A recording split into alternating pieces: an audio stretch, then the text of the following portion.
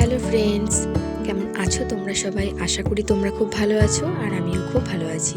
তনিমা অফিসিয়ালে তোমাদের ওয়েলকাম। তো আজকের এই ভিডিওটা এটা হচ্ছে আমার মেয়ের বার্থডে দিনের ভিডিও। সেদিনকে ছিল হচ্ছে 16ই নভেম্বর। তো এতদিন ধরে আমি ভিডিওটা করে রেখে দিয়েছিলাম, ছাড়ার আর সময় পাচ্ছিলাম না। তো ভাবলাম তাহলে আজকেই তোমাদের সাথে শেয়ার করা যাক ভিডিওটা। তো এর জন্য আগের দিনই সেদিনকে ছিল হচ্ছে তোমার 16 তারিখ হচ্ছে শনিবার। তো আমাদের বাড়িতে যেহেতু শনিবার দিনকে নিরামিষ খাওয়া হয়, তো সেদিন এর জন্য কেক টেক সবই আনা হয়েছিল, কিন্তু রান্নাবান্না সেটা একটু নিরামিষ রান্না হয়েছিল। ফ্রাইড রাইস হয়েছিল। তো আমাদের বাড়িতে যখনই কোনো কারো বার্থডে বলো বা কিছু হলেও সেটাতে আমার শ্বশুর রান্না করে, যেহেতু আমার শ্বশুর খুবই ভালো রান্না করে উনি। তো এর জন্য যা যা লাগবে সেগুলো সব মশলা টশলা করে দেওয়া, সেগুলো আমার শ্বশুর ওখানে বসে কাটছিল। আর ওদিকে হচ্ছে আমি বেগুন টেগুন যেগুলো কাটার লাগবে 5 রকমের ভাজা সেগুলোও কেটে নিয়েছিলাম। দেওয়ার পরে ফ্রাইড রাইস করার জন্য যে চালটুকু লাগবে সেই চালটা মেপে আমি ওদিকে ভিজিয়ে দিয়েছি। আর এদিকে আমার মেয়ের জন্য আমি পায়েস করবো দেখে দুধটাকে গরম বসিয়ে দিয়ে এলাচ এগুলোকে একটুখানি থেতো করে নিচ্ছিলাম। দিয়ে তারপর ওদিকে চালটাকেও ঘিয়ে মাখিয়ে আমি ফুটন্ত দুধের মধ্যে দিয়ে দিয়েছি। আর ওদিকে হচ্ছে আমার শ্বশুর রান্না করছিল। আর এটা হচ্ছে আমার মেয়ের ফার্স্ট কেক কাটা। এটা হচ্ছে কাকিদের বাড়িতে গিয়ে সকালবেলা কেকটা কেটে এসেছিলো।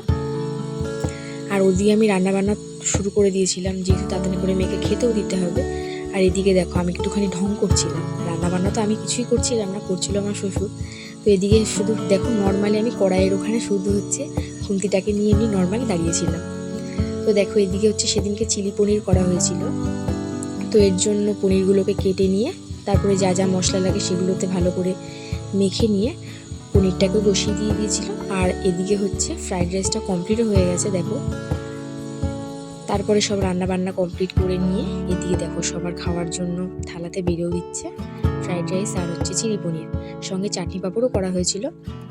আর এটা হচ্ছে সন্ধেবেলায় হচ্ছে আমার মেয়ের জন্য কেক আনা হয়েছিল। সেই কেকটা এনে তারপরে এদিকে হচ্ছে ধান দুব্য দিয়ে সবাই একটুখানি আশীর্বাদও করে দিচ্ছিল ওকে। আর তোমরা ওকে আশীর্বাদ করো যেন ভালো মানুষের মতো মানুষ হোক, যেন বড় হয়ে একটা কিছু করতে পারে। তো একে একে এদিকে সবাই ওকে আশীর্বাদ করে নিয়েছিল। তারপরে লাস্টে হচ্ছে ওকে আমি আশীর্বাদ করে দিচ্ছিলাম। ও এত এক্সাইটেড এই জিনিসটাকে নিয়ে যে ওকে যখন আশীর্বাদ করা ছিল নিজে নিজেই একা একা বসে নিয়েছে, একা একাই বলছে আমাকে এটা দাও ওটা দাও, ধান দুব্য দিয়ে বরণ করো। খুবই এক্সাইটেড ওর জন্মদিনটার দিন নিয়ে। তো এদিকে দেখো সব আশীর্বাদও কমপ্লিট হয়ে গেছে। তারপরে ও কেকটাকেও কেটে নিয়েছিল। দেখো নাচ করছে, এত প্রচণ্ডভাবে খুশিও ওর জন্মদিনটাকে নিয়ে।